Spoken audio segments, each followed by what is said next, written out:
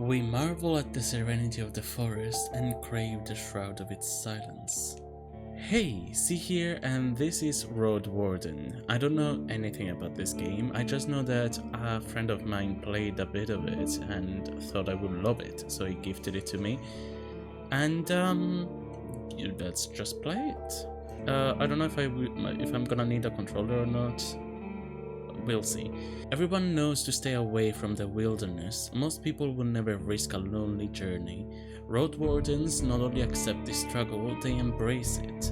They deliver messages, assist merchants, burn human corpses, and if possible, get rid of the beasts and highwaymen. They live on the road, die young, or retire early. It's a dangerous job, but a respectable one, and it pays well. I still have my doubts. I leave the safety of the city walls. So what does it do if I still have my doubts? Does it bring me back to... Yep. Okay, never mind then. I leave the safety of the city walls. Pick difficulty mode. This choice can't be altered later on. Casual. For those focused on the story. For those familiar with RPGs. For the returning Roadwardens. I can also choose specifically. Skip the road. No, that's not let's go ahead and do standard.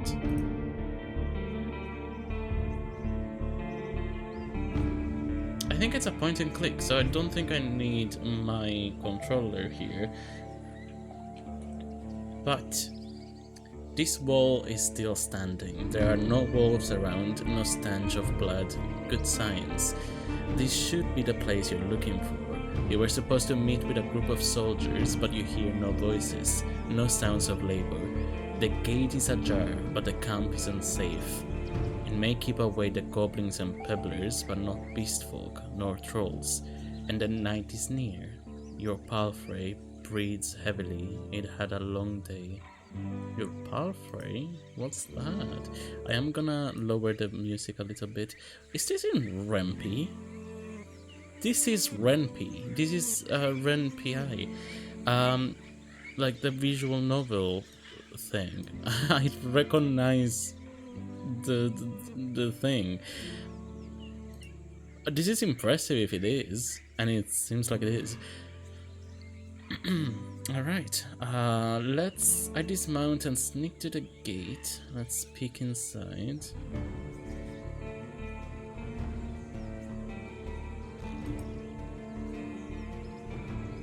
Your heavy boots hit the ground and the pain of the long ride finally catches up with you. You stretch out, bringing your back and legs comfort. All you want now is a table, a decent chair, a nice mug of beer, and some warm stew. With any luck, your axe won't be needed here. Approach the gate slowly. Okay, fair. I need to take care of myself. This is really nice, I do like it. If it's a military camp, it doesn't look the part. Plenty of wasted space, the fire pit is cold. Two people are sitting at the table, tired and disheartened. They're looking in different directions, paying no attention to one another. One of them is holding a cup. After a moment, you notice the quiet humming. You recognize the melody of a light-hearted drinking song from the city arbor. Okay, they don't seem... they don't look much of a threat. I can enter. Let's look around first, though. The people inside the camp didn't notice the clatter of hooves. The short, dry grasses barely cover the arid soil of this valley, but you're maybe a minute away from the edge of the sparse woods, which get denser as they climb up the hills. At best, this trail has a few more years before getting overgrown for good. Hard to believe it's the only route north. Yeah, okay, let's enter. It takes them a few breaths to glance in your direction. The first person greets you with a wave of his hand. There are bags under his eyes. His beard is messy. Despite his simple shirt, he's wearing durable, decent boots. A mace with a head covered in iron hangs at his side, but he doesn't reach for it. I take a look at the second soul. Just like you, she's wearing a gambeson, but hers is a bit loose, as if she took it off a corpse. Her head is shaven, as if she's protecting herself from flesh-eating bugs. Well, wouldn't that give the bugs more space, you know, more flesh to eat? Like, wouldn't... I guess, I don't know. Her eyes are weary, yet kind. She smiles. Considering the squad was sent here half a year ago, these two surely looked apart. Though there should be more of them. 8, you believe. I let them speak first. It's nice to see an unharmed traveler in this godforsaken shithole. Makes me just a tiny bit hopeful. The bearded man's voice is strong, yet timid. You'll be staying the night with us, I guess. We're soldiers, he and I, adds the armored woman. Her voice switches from half asleep to relaxed. We'll do our best to keep the camp safe, but if you were to take the first watch, it would be a huge help. Travelers will have to help each other, wouldn't you say? You think for a moment. To fully rest, you'd need a good sleep. Sure, leave it to me. Fantastic, she rubs her hands together. I don't remember the last time I had more than a half a night of sleep. The hours before midnight should be the calmest, and just wake us up if anything happens. The man flashes you a wide smile. It's easy to wake us up, just yell. It rings from his mug. I asked him about their lieutenant. You wonder how to phrase your question. Friendly, supportive a culture, playful, use a joke or witty comment, distanced, intimidating, vulnerable. You can influence how they perceive you by selecting one of the attitudes. Interesting. They were friendly with me, so why not? And also I was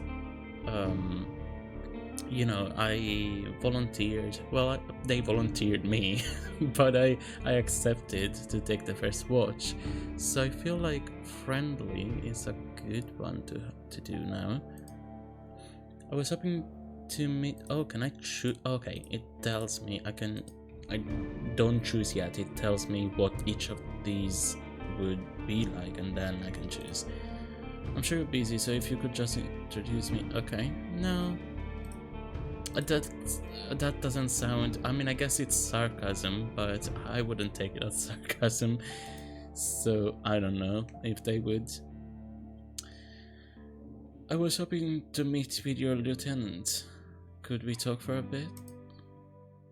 The woman lets out a loud sigh, dusts over cumbersome, and steps toward you. She pays little attention to the sword at her side.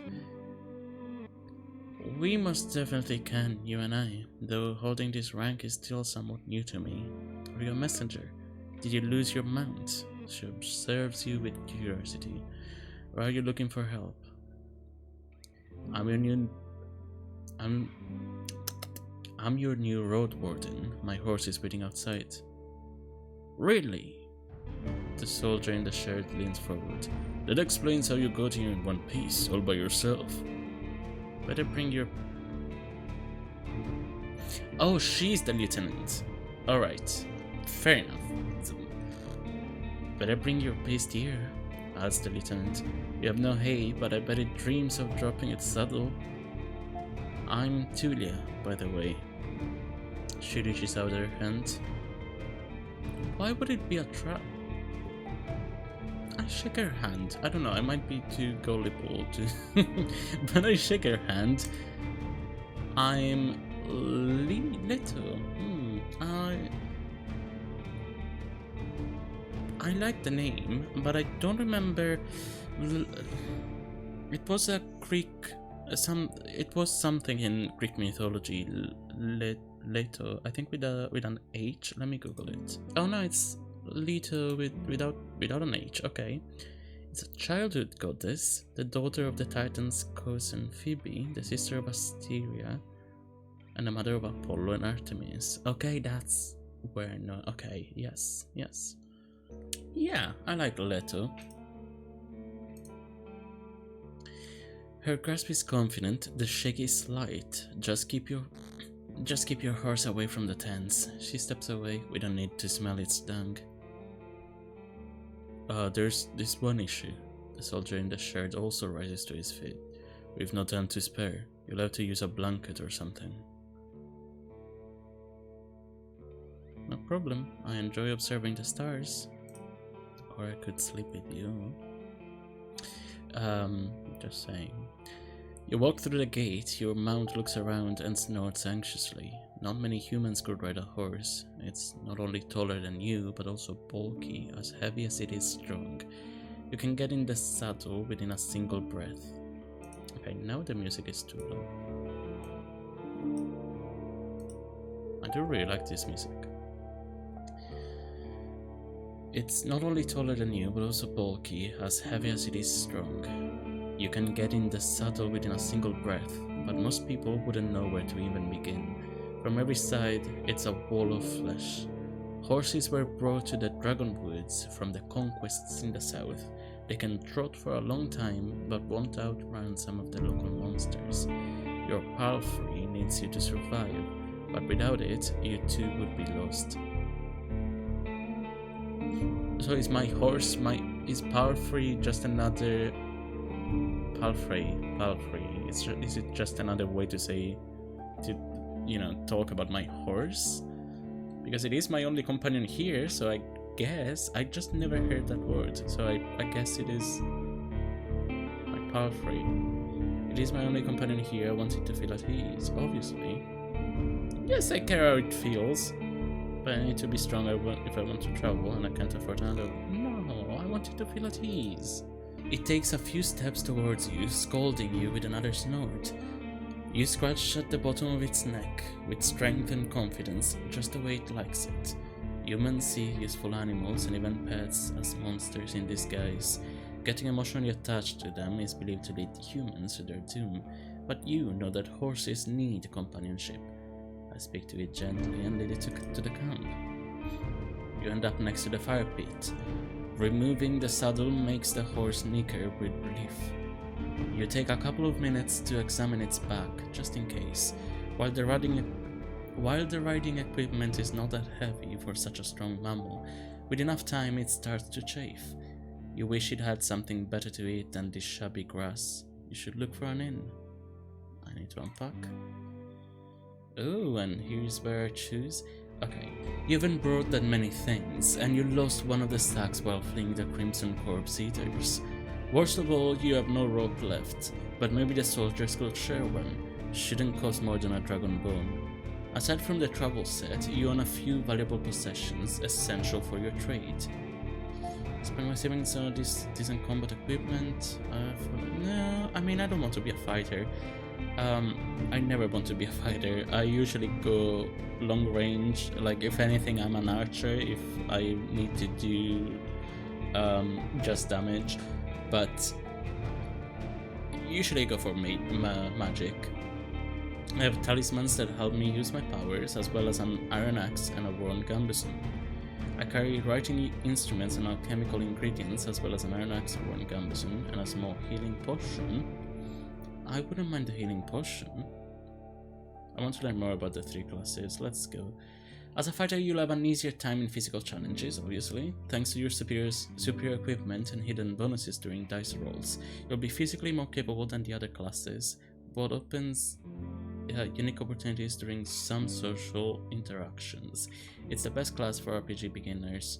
The fighter's weakness is their reliance on physical strength. Your special abilities won't be available to you if your vitality points drop to 0. The mage uses Pneuma, a versatile but limited pool of energy points that can be spent to cast a few humble spells. Magic won't protect you better than a sharp axe, but as a mage you'll be able to heal faster while resting. Detect magic in a mysterious area, distract a beast with a simple trick, and find a common tongue with other magic users. Using the mage's powers too freely will result in having no pneuma left when you need it the most. The scholar will know more about the world's mysteries than you, helping you take advantage of some unusual situations. Your character will impress the locals with its knowledge, and you'll be able to read the sparse written clues without anyone's assistance. Scholars struggle with combat more than the other classes, but with enough carefulness and exploration, you'll gain access to alchemical mixtures that will help you escape from many dangerous situations. Now, the alchemy part, the potions, were really interesting about the scholar, but I'm gonna go with the mage. I want magic.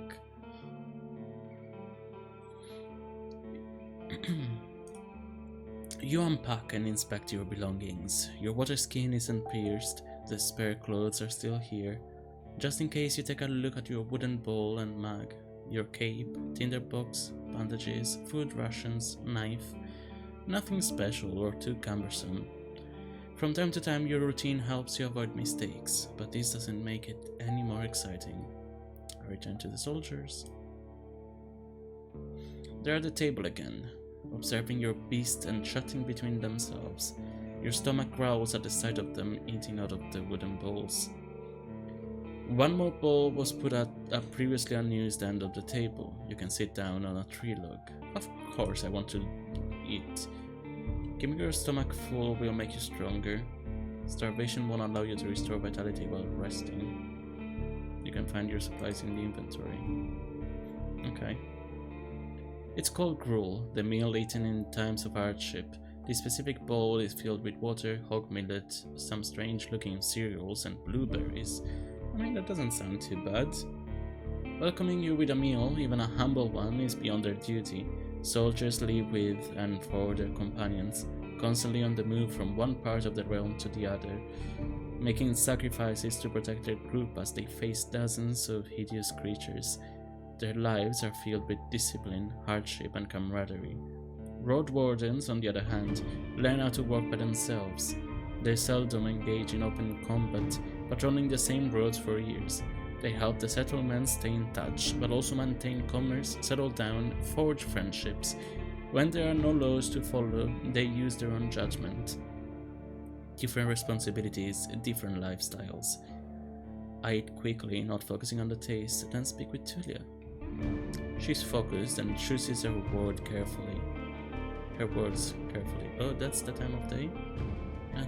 Interesting. She looks away only when she gathers her thoughts. I'm afraid I can tell you less than I would like to, and less than I should. She nods towards the other soldier.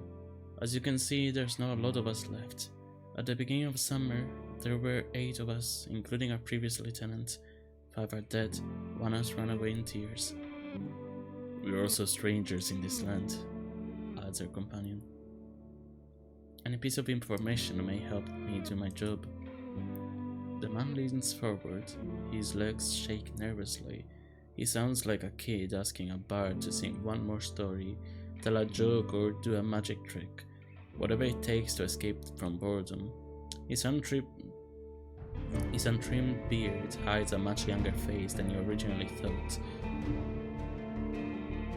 What did the officials tell you? I expect not that much. No soul governs these lands. I share what I consider to be relevant. Why not? I want to be friendly. You tell the soldiers how little guidance you've received. Since this area is too far away from Hovlavan to keep it under control, you were warned that it's untamed and unknown. Who knows how many villages, bandits, or monsters may be found in these unmapped hills and forests. From time to time, new people come here to look for boundless opportunities. Most of them never return. Do they turn into walking corpses or find what they're looking for? No soul could tell me, so I was looking for your guidance. The lieutenant drinks from her cup and crosses her legs, ankle on knee. Seeing her chair makes you doubt she'll ever find a comfortable position. Where should we start?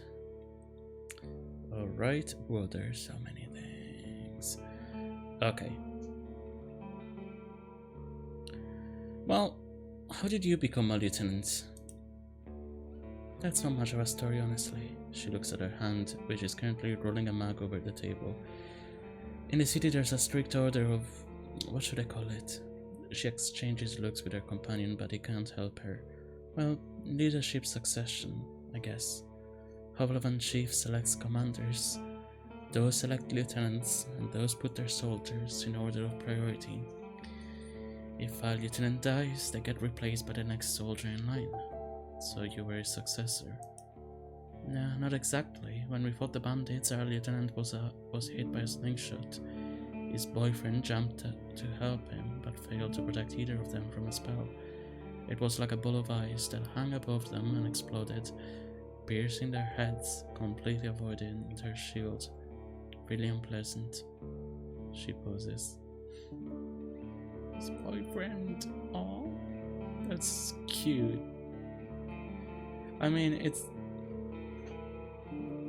I don't know that you should have two people. Like, if this is, I don't know exactly what is going on, but it seems like this was more like a platoon, like a battalion or whatever. It was a group of soldiers. I don't think you should have two people that are together in the same platoon, let's say, in the same group, because that would lead to, you know, I don't know that you would be able to think straight, literally, in this case, if your partner, your romantic partner, is in trouble. Exactly because of this, but also, of course, it wasn't a wise decision, it was love. Anyway, you were the third in succession. Okay, the third in line. Basically, yeah, she says without enthusiasm. I didn't plan to become a leader though. I'll get demoted once we return to the city. I prefer to follow anyway. I'm at the end of my rope. Could you spare one? You're in luck. She heads towards one of the crates and moves aside a large linen sack, revealing a rope. She brings it back and nonchalantly sits down on a chair. Take it.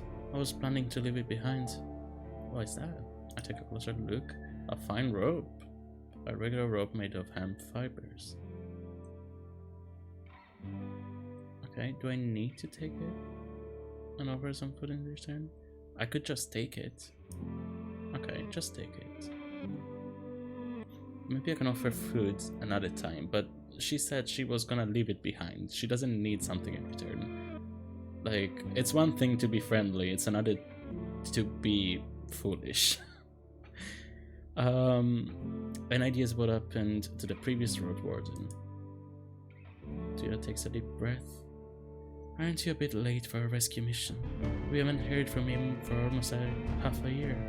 The soldiers speak for a bit between themselves, trying to get their story straight.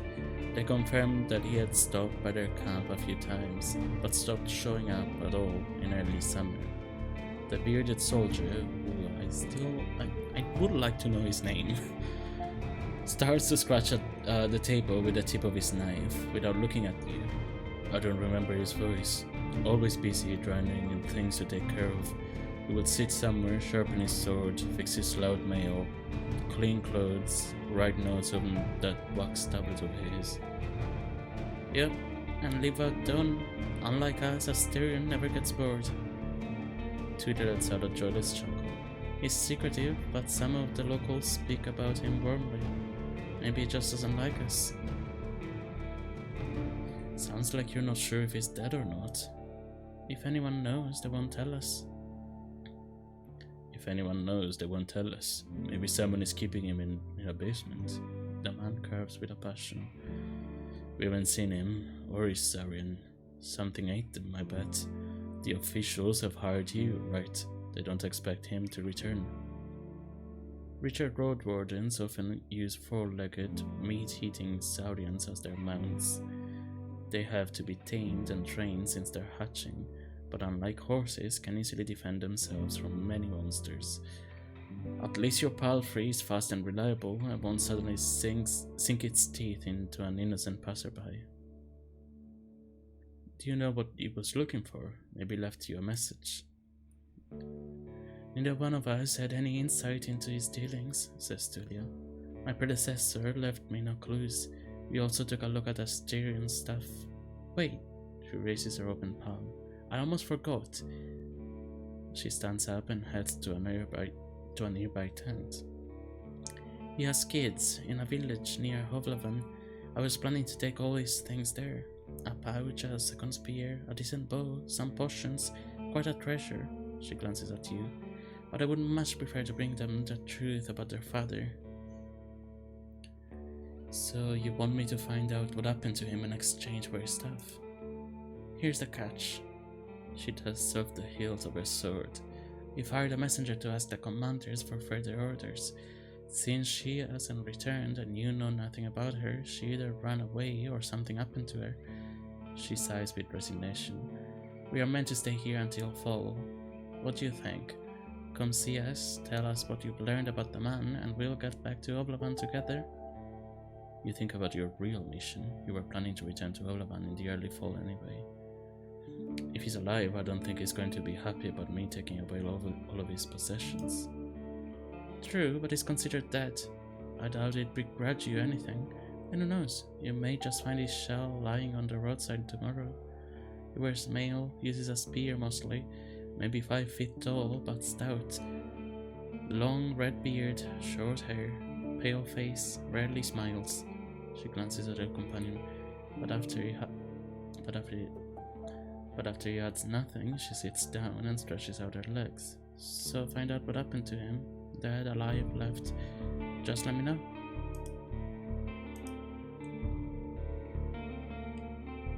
Nice.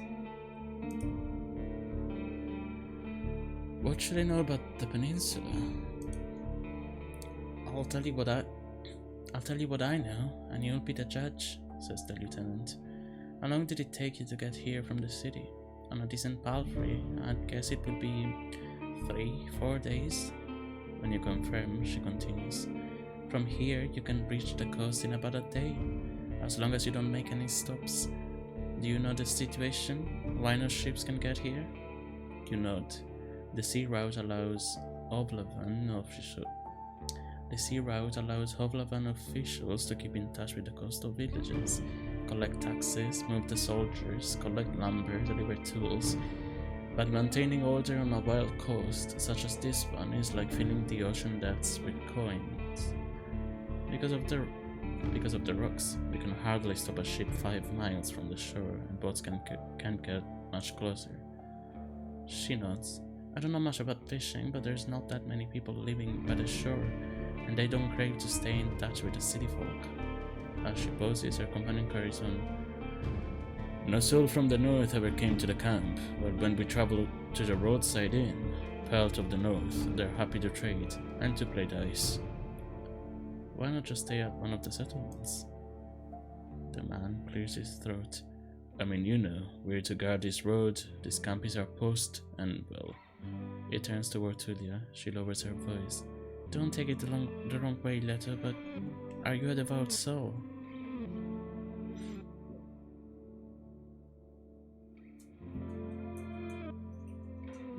Like most city folk, I believe that people should unite their strength to overcome the threats of nature and dark magic. Absolutely not. Everyone will be judged for both good and evil deeds. For many years, I've supported a monastery that does its best to advance mankind's spiritual growth, artistry, herbalism, and magical research. I like that. Follow the teachings of an order of truth. That sounds nice. I'm from a small village. For me, the freedom of shell, pneuma, and soul are the main virtues of life. My community is unique and independent, and so are its members. That's nice as well. I have a place in my fellowship. I have a strong connection to nature and spirits, and follow the path of my ancestors. Some of my beliefs may be considered sinister and treacherous by the city folk. You'll probably call me a pagan, honestly. I mean, it was pretty obvious I was going to go for something like that, but there's no evidence of the right's existence, and all the mystical tales are explained by magic. I love that. It's all explained by magic, not whereas, you know, in real life it's all explained by science. Like when somebody's like miracles are explained by science, you know, all of the religious stuff can be explained by science, or it's just myth and not it doesn't exist. Whereas here it's magic. Magic is the science of this place. I love that. Because to me, science in real life, science is magic. That's part of magic. It's a type of magic in real life. So I love that. But I'm gonna go with pagan. I obviously am a pagan. A pagan roadwarden. A pagan roadwarden. The man scratches his head without the slightest subtlety. Now I'm sure we can have a conversation. We're civilized people. The lieutenant clears her throat. I'm from the United Church, but I'm not a priest or anything. And definitely not a zealot. An awkward pause. The United Church has spilled the blood of countless pagan tribes, making it clear that who's not with them is against them. Your family shared gruesome stories about the atrocities committed by the priests against your ancestors. Sure, I'm not looking for squabbles. The people here are disquieting. Every few words she taps the table with her finger. Their traditions won't help them negotiate with the officials. Here, she starts to draw lines with her index finger, as if she's pointing at an invisible map. The peninsula is connected with roads, like a big circle. In the northwest, you'll find a weird village at a bog. It's not exactly pagan, I don't think. It even has a priest who claims to be an eremite. You know it, she means a fellowship. They do crazy shit, her companion chips in. They use the dirt to cut down trees and dig in soil. Once I saw it, I begged to never return there. They use the dead? As in zombies? I see.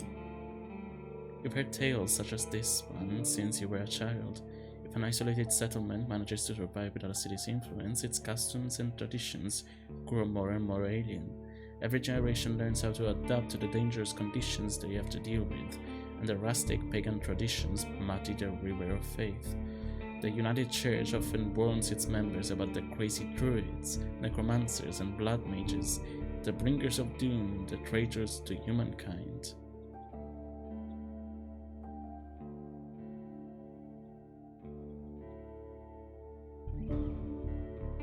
Any monster worth mentioning? Anything that could catch my mount? We saw all sorts of beasts. The man starts to count on his fingers. Goblins, trends, cats large and small, runners, howlers, wolves, spiked boars, mufflon eaters, griffins, but we managed to stay away. Some could catch up with most mounts, Julia glances at her companion, though a palfrey should be fine. The trees are so tall that the flying creatures keep to the coast and mountains. There's not that many humans around, and the animals are busy fighting among themselves. They fight more for food than territory. The soldier cracks his knuckles. Don't provoke them and ride fast, just count on luck. So a palfrey is not just a companion, an animal companion, it's a specific type of horse? What is a palfrey? I don't know. Were you able to speak with these necromancers? You can see why we were not eager to go there if we could avoid it. The lieutenant chuckles. Maybe they'll be more welcoming to our Roadwarden. The roads are dangerous, with little to no shelters. People need your help. The man in the shirt turns a bit and points a finger to the northwest. If you're heading to the undead village, you get to an inn first, and soon. Tulia nods. Pelt of the North is a safe place. You can talk with the innkeeper or the guards. Ask them about the road. How about the east? She stares off across the camp. Hard to tell, we went there only once. There are hills, forests, rivers. We saw a tunnel sculpted in leaves and branches, but we didn't enter it. Wilderness all around. That's all I need to know. What happened to your squad? Bandits happened, and monsters. A strong band, though. When we got to the peninsula in spring, we saw some people living in this camp. The lieutenant decided to avoid it and look for an inn. We had to travel through the night for a bit. The The bearded soldier coughs and crosses his arms, but she carries on. If he had decided otherwise, we would all have died that day. The innkeeper explained that the camp is a trap, that the armed ones pretend to be soldiers, stay there at night, lose everything you have. Is this a warning for me? Sounds like slave hunters. Tullia sighs. Very much so. They killed some and took others away. Who knows where? They were letting the northerners go, hoping to avoid their wrath. It kind of worked, adds the soldier. We asked them for help, but they refused. We had to clear the entire camp on our own, and that's why 3 of our people died. Don't exaggerate. It's not like the lieutenant didn't make a mistake. He wanted to get rid of them and take over their camp, but we didn't know our enemy well enough. We were outnumbered and they had a nice mage among them. At least we cleared the road, saved lives. You mentioned monsters as well? I think that will surprise you. Those of us who survived the skirmish were young, too inexperienced to spend a summer in this place without a good leader, and they didn't trust me. One of them got caught by a trend. Another one ignored my orders to perform some sort of a ritual hunt, so a werebear tore her to pieces. The last one tried to act tough, didn't tell us that he had cut his hand while cleaning his gambeson. She lets out a ghastly chuckle. We had to cut it off, and he was so ashamed that he decided to walk north, find a new life, disappear. Idiots. What a colorful journey. The man tries to drink from his mug, but it's empty. You've made this place safer. Barely. Tullia seems tired. And who knows if it was worth the lives and effort. What was your squad mission?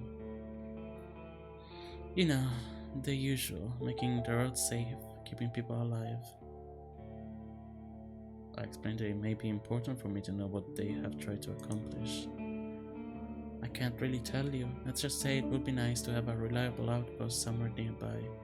A place where you can always find a group of fighters willing to protect you in the name of the law. Now, if you have any other questions... If you were me, where would you go next? The soldier answers quickly. To the inn, of course. He grabs his empty mug. The one northwest from here. If you can't afford a room, the main hall is free of charge. The locals rarely gather there. The northern road is much more traveled. Mentions Tullia. I still don't know. Tullia. But the hunters will tell you about this and that, and you'll have a chance to introduce yourself. The innkeeper can listen and knows many souls. Any tips on how can I make a good first impression of him? Avoid cheap jokes, stick to trade, don't waste his time, show him that you can be relied on. Anything I should know about this camp? The story is brief. Some merchants built a camp to have an extra stop for mules and donkeys just between the inn and the southern villages. There's plenty of grass here and a pond nearby. When the peninsula grew more dangerous, the camp stood abandoned, from time to time serving as a shelter for travelers. The bandits came here in spring, further paralyzing the exchange of information between the northern and southern settlements. Since these highwaymen are no more, the situation may reverse. Time will tell. You can sleep here wherever you want. You can sleep here wherever you want, the man concludes their tale, though don't expect to wake up without pain in your back. Okay, it's getting late. We should prepare for the night. It's nighttime, okay. I agree, Tullia sighs with relief. And may you do better than us Tyrion did. Stay vigilant. She winks at you, shattering the mask of a soldier. Thank you for your help. Oh, appearance. You don't stand out from the crowd. Won't get much cleaner without a proper bath. Oh, okay. Interesting. You go to the barrel and splash water on your face, which makes you even more aware of how much you need a bath. After the night, it will only get worse. Your horse is already napping, still too anxious to lay down. I prepare for my watch. The soldier in the shirt is eager to guide you. Just observe the area. There's plenty of griffins around. I really would love to know your name. It's weird that I didn't get a chance to ask him. There's plenty of griffins around, though they won't try to jump over the palisade. Probably. Better watch out for the apes. They climb up and carry out any food they can find. And there's this one really loud were-elk that keeps smelling the wall, though it has never tried to get in. He points at a gate. The lieutenant and I will block the entrances. They're quite heavy. So if anyone comes here looking for shelter, better call us to help you out. And if this someone is being chased by wolves or anything, better throw them the rope instead. He scratches his head. If it gets cold, feel free to make a fire. And the best place is on the watchtower. You may want to put a blanket there or something. The watchtower? Is it this? He gives you a long, puzzled look. Oh, here. He points at the pile of crates. Just climb up to the tallest one. You'll have a great view at the northern side, the more dangerous side. And also, I know you're tired after all that riding. He points at the tent on the other side of the camp. I can handle a couple of hours sleeping on the ground. If you wish, you go there after me and rest. Just this once. At least I have a pallet inside. I smile. Thanks a lot. Oh, nice. I mean, we could also sleep together. Again, we don't need to have one of us be on the ground, and you know what I mean? It's just, it's fine. We can sleep together. You put your blanket on the tallest crate and sit down. The night is warm, but the sporadic summer breeze brings gentle refreshment. From time to time, your back aches, and you have to force yourself to keep your eyes open. The light of the moon helps you focus on the tall grasses. For most of the time, you spot smaller creatures and birds, but there are exceptions. At one point, you see three-horned deer trying to challenge one another. Before they clash their antlers, a two-legged dragonling appears, leading its much smaller offspring. The furry beasts try to intimidate the predators with roars and aggressive head movements. After a few moments, both sides walk away slowly, not willing to risk the fight, nor to admit their defeat. I don't let it distract me. I keep looking around. That sounds adorable, though. You hear the death screams of distant prey and the mating calls of monkeys. Runners are chasing a grey hare. A group of musk oxen lazily chew the grass, preparing themselves to sleep.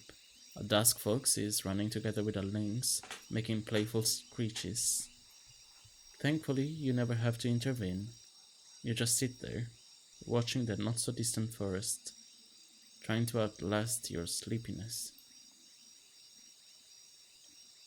You can only guess how much time has passed. Once you feel you've had enough, you climb down and go to a tent, waking up the bearded man with just a couple of words. You confirm that nothing important has happened.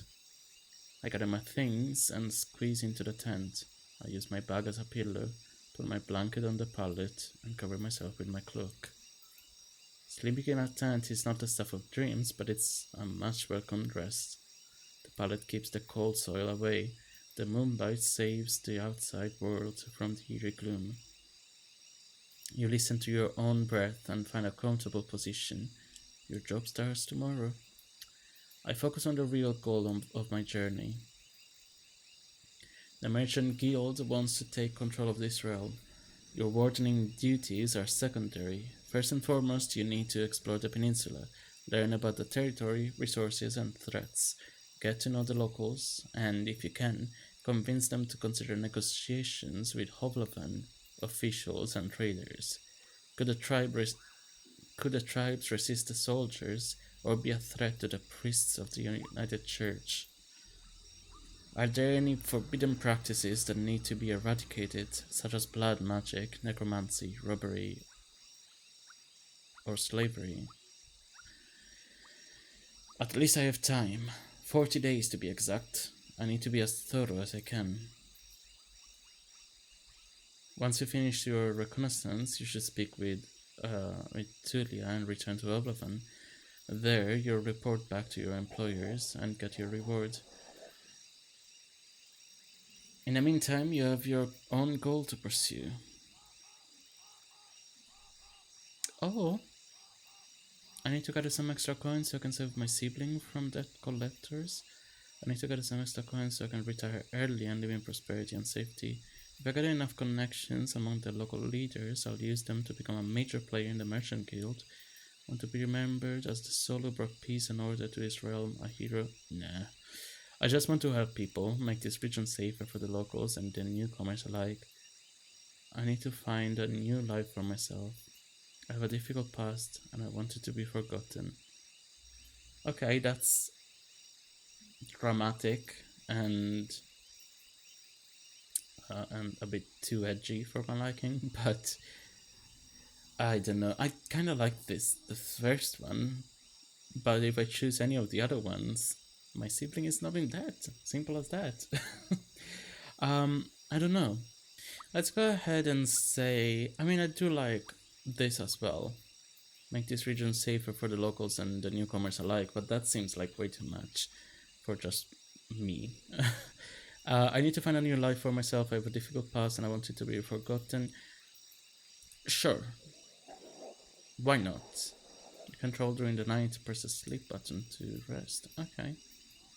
Your half-asleep senses are catching the sounds of the wild forest. Your instincts keep you alert and anxious, though the pleasant, humid late summer evens it out so slowly. You're thinking about your goal, but you need to gather your strength. Let's sleep. Sleeping in a tent. You can spend the night in a board tent. It's nothing special, but it will protect you from the wind and rain, and the ground won't be painfully hard. So I will get... What's this one? What's the second one? Oh, is that how tired I am? My energy? Then nourishment and... Ooh, that's nice. You take a look at your amulets. For most people, they would be nothing more than trash, but you wouldn't sell them for a pouch of dragon bones. You use them to shape Numa to your will. With those little mementos, the few spells you're familiar with are far more reliable. Who knows, maybe there's already some power held in them. Look at the old, though clean bandages that remember dozens of herbal balms and wounds. You can put them on your hurting muscles, bruises and scratches, then hum an old song about time, which either heals all wounds or kills us too soon to let us bother with our problems. After a few hours or so, the linen will warm up, confirming it did its job. This stand may not be much, but your spell would make you feel as good as new, though you'd lose some of your energy. I don't need to restore my Numa tonight. I performed the ritual. I think I'd rather keep my soul stronger than my shell. It's not like... I mean, I feel well for now.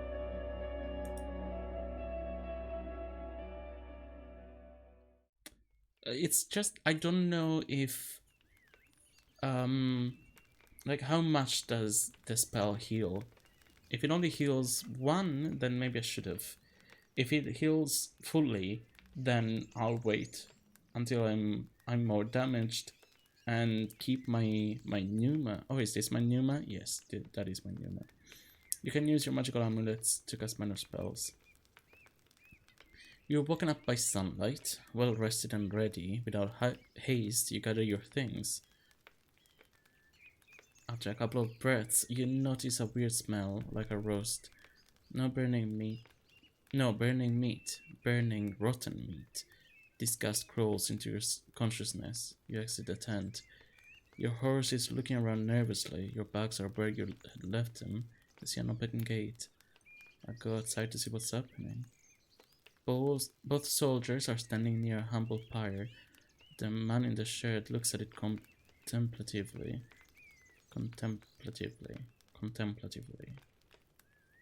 That one. Tulia is the first one to address you. Leto, she greets you with a nod. We use the horse's manure for the flames, so don't worry about cleaning it up. You see a corpse among the flames. It's impossible to tell if it belongs to a male or a female, but it was an adult. The burning process won't be over for a couple more hours. A traveler or an undead? The latter. A young one. She lacked the pneuma to understand that she couldn't get inside the camp without climbing. I stopped her with a spear from a safe distance. She shifts her weight. One more fog and she'd be a real threat. Even now it took a couple of hits to knock her down. Sooner or later every woman's shell wakes up, gaining more strength with each soul it devours and each moment it spends in the fogs. Burning the dead is not just a religious practice, it's a necessity. Soldiers, priests, village mayors, even roadwardens. Making a large pyre takes a lot of time, but it saves lives. Tulia calls this undead a she. Most Unites hesitate to do so.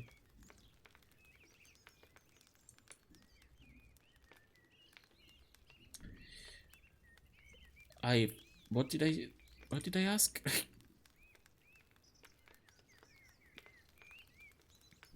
Oh, time for me to leave. Okay. Running away from the reek, huh? I don't blame you. She walks with you for a few steps. Find us here if you need us, or if you learn what happened to Asterion. There's enough ground here for you to rest. Safe travels. These words make you stop. An old farewell, mocked in a number of songs and tales, but yet you hear no scorn in Tulia's voice. You wonder how many acts of kindness like this one you're going to experience in the days to follow. She returns to the pyre. I prepare myself for the journey. You somehow missed the fire. Oh, there's the pyre. I didn't even see it. I mean, I saw it. I saw the pyre. I didn't see the fire. No. I saw the logs in the night before we went to sleep. You somehow missed the fact that your mount is already saddled and warmed up. You double check the equipment, but you don't need to fix anything. The soldiers were diligent. Normally, preparing any palfrey for a long journey takes a lot of time. You put on your gambeson and make sure that your axe is tightly attached to your belt. Then get in the saddle. The palfrey nickers, ready to leave. It's time for you to get to the crossroads, north from here. Let's go then. Travel forward to continue your journey. Once you're done with the north, speak with Talia to return to Ovlovan. Alright. Oh, that seems like it's gonna be a very big map. I'm excited. Even at a later hour, you wouldn't expect to meet any travelers in the valley. The warm summer breeze lures your mount forward, but the strange chirping of birds is quickly replaced by the distracting screeches and gurgles coming from further down the path. You soon find a pack of four-legged griffins. They're larger than foxes and merge the features of birds and furred beasts. Each one is of a different size, coat, and colors, and their temperaments are just as varied. Their fronts are covered with vivid feathers, while their rears have darker fur. Their wings are massive, making them impressive jumpers, but they're too heavy to fly. About 24 beasts are yelling, brawling, and chasing each other around, blocking your path. I consider my options. If you have enough pneuma, you can cast spells to access unique interactions. Interesting, I could do that. You can't enter the forest blindly. If these or other creatures were to chase after you, the thicket will be disastrous for your horse. There are reasons why travelers stay as close to the main roads as possible, and why adventurers move in groups.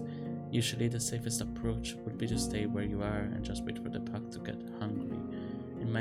It may, however, take up to a couple of hours. You're thinking about your conversation with Tulia. You've got a lot to do, and time may be of the essence. So definitely I'm not gonna do that. I take my axe and hurry the horse. If we ride fast enough, we should be fine. I'm not gonna do that. I should stay here, but as if not sorry. Or I grab an amulet and shape a missile of light. A harmless flare will frighten them off. It's only one pneuma. I'm gonna do that. You can learn more about your abilities in the character sheet. Oh, let's look at that actually, huh? Spells. You can spend Numa to overcome challenges with wands and amulets. Healing ritual. Whenever you go to sleep, you can spend. Oh, it's just that. I don't actually have. Okay. Religion, faith, undetermined. I am. Okay. Okay, so religion and faith are two different things. Interesting. Lies, I haven't told any. Sewing experience, none. Gambling experience, none. Spared animals, none. Okay, interesting. +1 cleanliness. I guess I'm clean. Yeah, okay. So this was just an improvised spell. You grab one of your oldest amulets, a pendant made of leather and a single dim pearl. The little sphere is covered by cryptic engravings, but if there's any special meaning behind them, you were never able to find out what it could be. Holding the pearl between your fingers, you feel the pleasant, familiar warmth. The spell you are about to cast is not much more than a mere illusion, but you take a couple of breaths, trying to minimize any risk of failure. Then Numa leaves your shell, formed into a white ball that you barely comprehend. When it falls next to the griffins, for a couple of blinks it emits dazzling light. The animals squeak and snarl, fleeing in multiple directions at once. The road is now clear. I ride forward and enjoy the touch of my pendant. It cools down slowly. Nice. I love the drawings.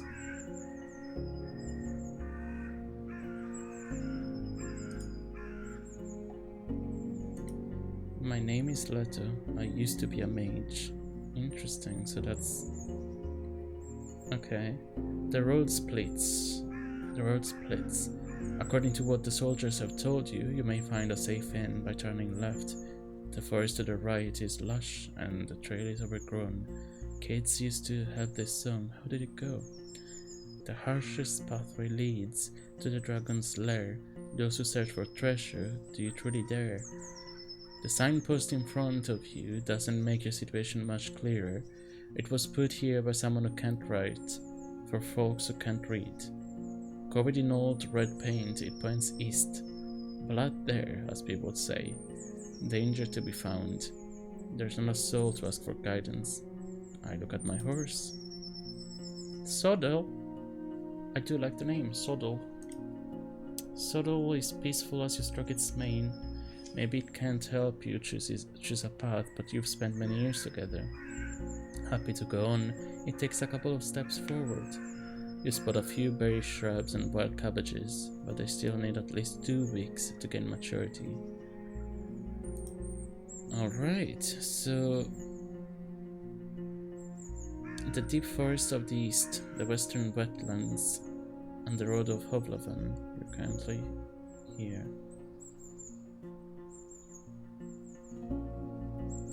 Let's go east.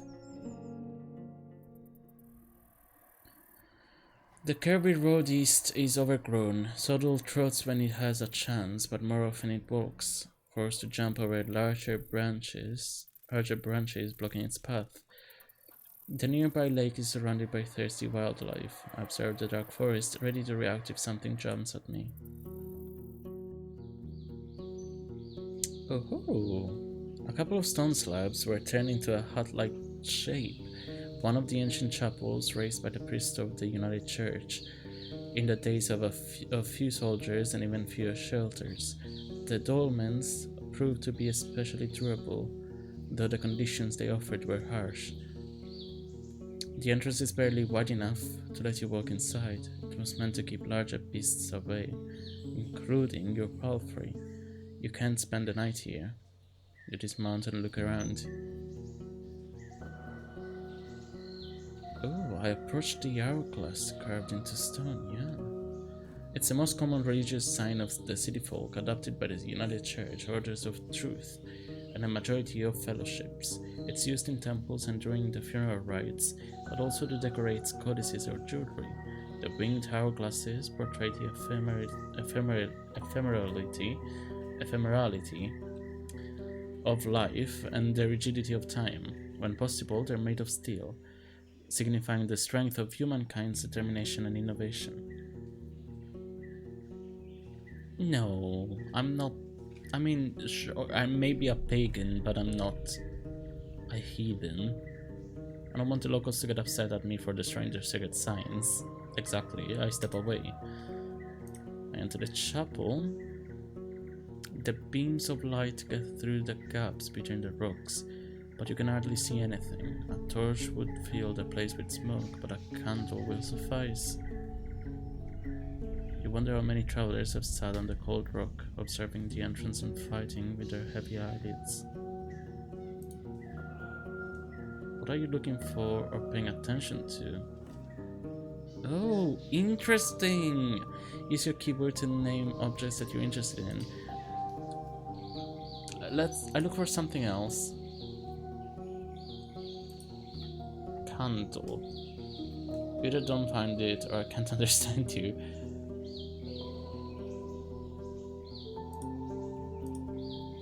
I light up a candle. There we go. You unpack the tinder box from your saddles and place the flint and the linen char cloth on a narrow slab sticking out to the right of the entrance. Decades ago, before the Sardinian invasion, people used fire strikers made of thick steel, but all you have left is a cube-like piece of harsh pyrite. It's not the best, but enough to make a couple of sparks. Sadly, the weak light is hardly enough to let you examine the chamber.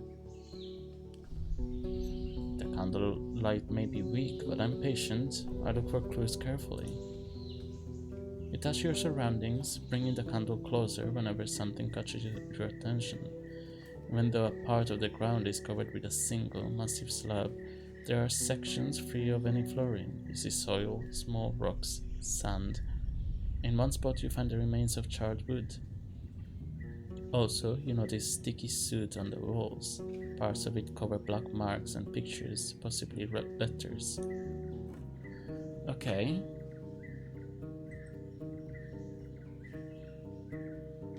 A large part of the wall is covered with engravings. It's difficult to figure out what they are meant to portray, but one picture is obvious to you. A long arrow pointing down. Parts of the writing, as well as the nearby wall, is covered with soot.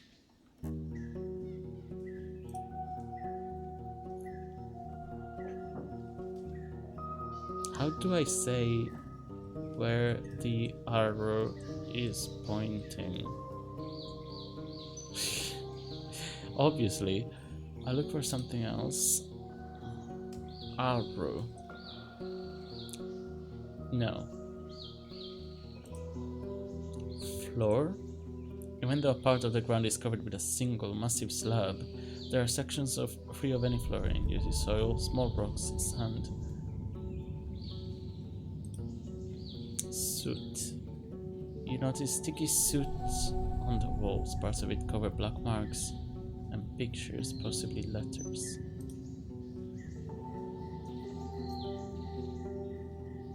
Pictures. A long arrow pointing down. So, pointing down to what? Clues. I look for clues. They are all around you. Yes, I know that the walls are all around me. Let's look at the slab. I haven't looked at the slab, I guess. Even though a part of the ground is covered by a single massive slab. Yeah, okay. Is there anything on it? There are sections free of any flooring. You see soil, small rocks, sand. Wood. A part of the floor is littered with the remains of an old campfire, not more than a couple of months old. You see dust, burnt bones, and wood. The wall above this spot is covered with soot. Okay. Bones? I'm sure there's something here, but I don't know what, so... Can I... Yes, let's travel. Let's keep traveling.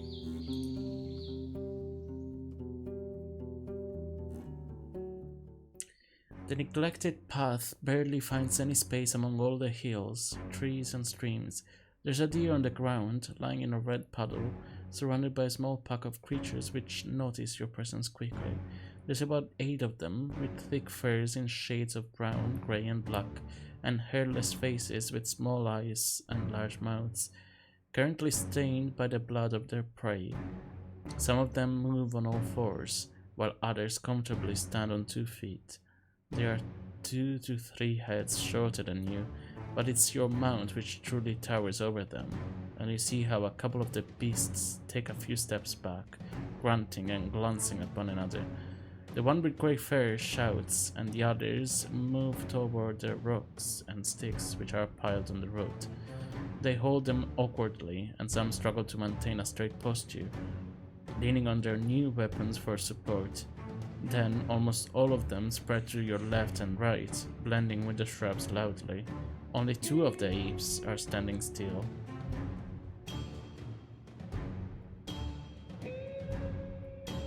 Oh, apes? Wait, apes or goblins?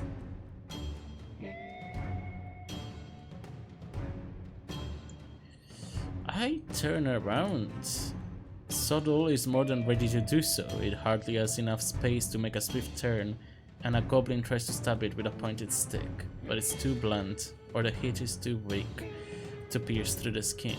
The shouting beasts behind you sound victorious, but they would never be able to catch up with a palfrey. They may spend the entire day feasting on such a large animal. I head back to the crossroads.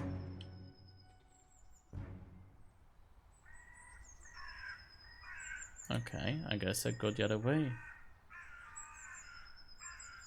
Or what time is it? Oh, yeah, we still have enough time. Oh, there's the inn. I thought it was further away than this. Sodal trots with ease, unbothered by the few branches covering the beaten road. The bird songs and distant howls draw your attention to the forest, which gets sparser and brighter. You spot boars, roe deer, and saurians. The sight of a nearby wolf pack worries you, but once you push your hips forward and your palfrey enters a canter, the beasts don't even begin a pursuit. The speed alone will protect you from many dangers. You notice a stone tower, taller than the trees.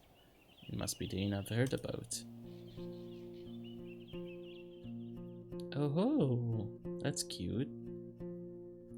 Inns like this one fits the regions traveled by merchants, but you wouldn't expect a place of this size in a forsaken peninsula. The stone and lumber must have been transported from far away, and the workers, guarded by expensive mercenaries, surely lived for many reasons in a primitive hamlet, subsisting on salted supplies. There are seemingly no cracks in the wall, and the building was whitewashed only a few years back. The road is wide and beaten. Dozens of souls could hide, if not in the buildings, then at least in the yard. The expenses and labor put into this fortress were worth many trading ships. 3 armed people are on the ramparts, though you only see what's above their waistline. They're leaning on the parapet right next to the gate, and you think you notice a glimpse of a smile. They wear gamisons, each one of them dyed differently, yellow, green, and linen grey. I approach the gate. A woman in yellow armor leans forward. She has long, curly, disorderly red hair, pointing in every possible direction. This combination of colors doesn't work at all. In the woods, one would have to shout to draw this much attention. I mean, it works perfectly if you ask me. I love the combo. There's still a fair distance between the two of you, but she speaks loudly. I haven't seen a horse for years now. I just said that it's weird to see such a large jackass, huh? Her voice is young and strong, with an accent that reminds you of the villages spread around Hovleven. But no jackass will wear a saddle, I'd say. She exchanges a few words with a male guard wearing green, giving you time to move closer. Well, this one here says there really are donkey saddles. Oh, that's still her. Well, this one here says there really are donkey saddles. Say, traveler, how hard is it to ride a horse? How about you give it a try? You wouldn't believe it. The lessons were a pain. Quite hard, honestly. Some days are still rough on me now. I mean, I don't know. How about you give it a try? Sure. Seriously? Just a moment. She disappears behind the wall, and soon after that, the gate is opened. But we've said that it's really hard, right? So it's not like she's gonna steal my horse. She shouldn't even be able to climb up. While you dismount next to the wood splitting spot, a couple of people surround you, pointing at your mount and commenting on its appearance, though they step away whatever subtle makes a rapid movement. The guard in the yellow armor is the only one who steps forward. She raises her hands as if to pet your palfrey, but doesn't touch it. It looks smaller from above, she whispers loudly. How do I even get up there? It's not easy when you lack confidence. Better use a stool, or I can help you. She touches the animal, which pays no attention to her presence. Now I'm really scared. She contradicts her words with a gentle smile and shining eyes. Maybe I should wear something lighter. You know, then engage in a bit of chit-chat with the entire group, discussing what it takes to take care of a horse. Finally, the red-haired woman leads you under the roof where your palfrey can rest, tethered with a cord to a wooden post near some old hay. Once you're ready, go inside, speak with our boss. Maybe you're hungry. The other guards return to various chores. They pick at your mount every now and then as they're splitting firewood, cleaning their clothes, weeding their garden patches, and moving chairs. Two of them are making a rope. You head toward the inn, hearing the piercing scream of a boar from the other side of the yard. That's really nice. Okay, I'm gonna save here.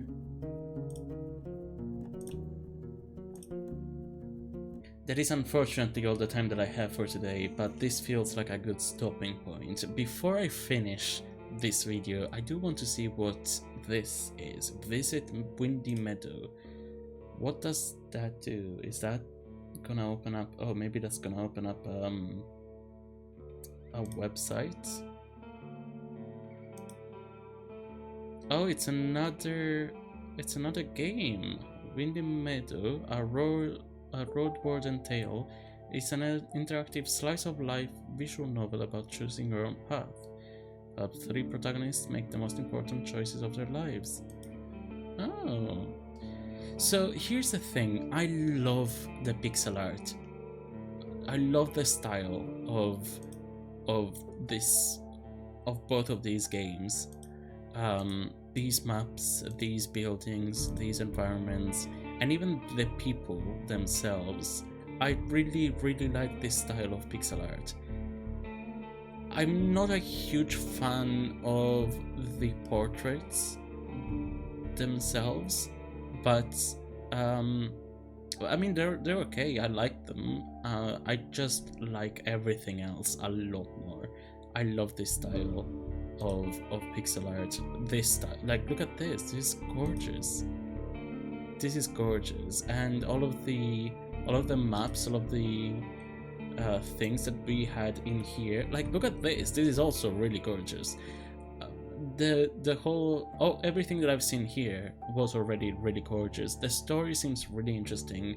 The lore behind it seems really interesting, and I really do want to find out more about it.